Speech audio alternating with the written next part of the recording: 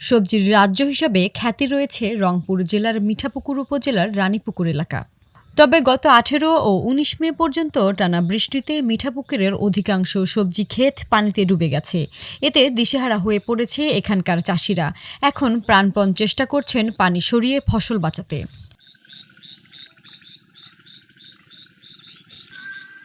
দুই দিনের বৃষ্টিতে রংপুর সদর ও মিঠাপুকুর উপজেলার কয়েকটি ইউনিয়নের করল্লা, শসা, বরবটি, ঢেঁড়স, ঝিঙ্গা, কাকরোল, মরিচ, বেগুন, কুমড়া ক্ষেত পানিতে তলিয়ে গেছে।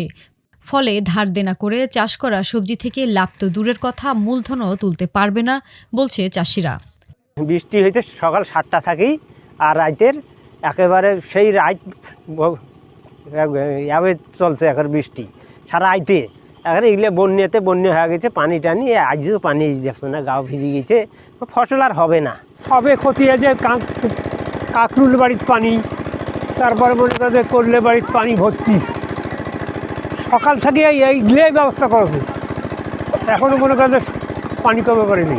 বৃষ্টিতে ভাই ক্ষতি এবার একবারই মনে করো যাক কয় সবারই অবস্থার দুর্গতি। পানি পরশু দিন থেকে হালকা পাতলা, কালকে বৃষ্টিতে একবারেই সব কিছু চলে গেছে। আমাদের কল্যার খেতে যেগুলো বীজ সফল হওয়ার কথা, কিন্তু সেগুলো সব বৃষ্টিতে ফাটি পড়ে যাইতেছে। আর কি করবো, এখন মনে করো পানিতে সব ডুবে গেছে। আর এরকম মনে করো ২-৪ দিন থাকলে মনে করো নেওয়া যাবে না। অনেক দেন দপা করিয়া মনে করো আবাদ করছি, এখন মনে করো অনেক ক্ষতিগ্রস্ত হচ্ছি। সিনটা কিনছি, তার বাঁশ সব কিছু কিনে কিষান পাইট দিয়ে কিনছি, ৫০-৬০ হাজার টাকার মতো খরচ। এখন সব কিছু হয়েছে, এখন বৃষ্টি। কৃষি কর্মকর্তা বলেন, পানি নেমে গেলে চাষিদের শঙ্কা কেটে যাবে। তবে বৃষ্টি দীর্ঘ হলে ক্ষতির আশঙ্কা রয়েছে। আমাদের এখানে ১৫ হেক্টর করলা আর অন্যান্য ফসল, আপনার কাকুল আছে, কিছু ঝিঙ্গা আছে, চিচিঙ্গা আছে, ঢেঁড়স আছে, সব মিলে প্রায় ২০ হেক্টর জমি এখানে পানিতে নিমজ্জিত। হ্যাঁ, এটা আসলে আমাদের এই পানিটা যদি অনেক পানি হয়েছে আর কি আজকে, সেক্ষেত্রে এই পানিটা আজকে অথবা কালকে সারাদিনও লাগতে পারে পানিটা কোনোভাবে হওয়ার জন্য।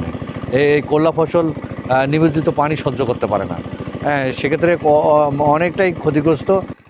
জেলা কৃষি অফিসার জানিয়েছে, রংপুর সদর ও মিঠাপুকুর উপজেলায় প্রায় ২৫ হেক্টর সবজি ক্ষেত পানিতে তলিয়ে গেছে। এতে প্রায় কোটি টাকার ক্ষতির আশঙ্কা করা হচ্ছে।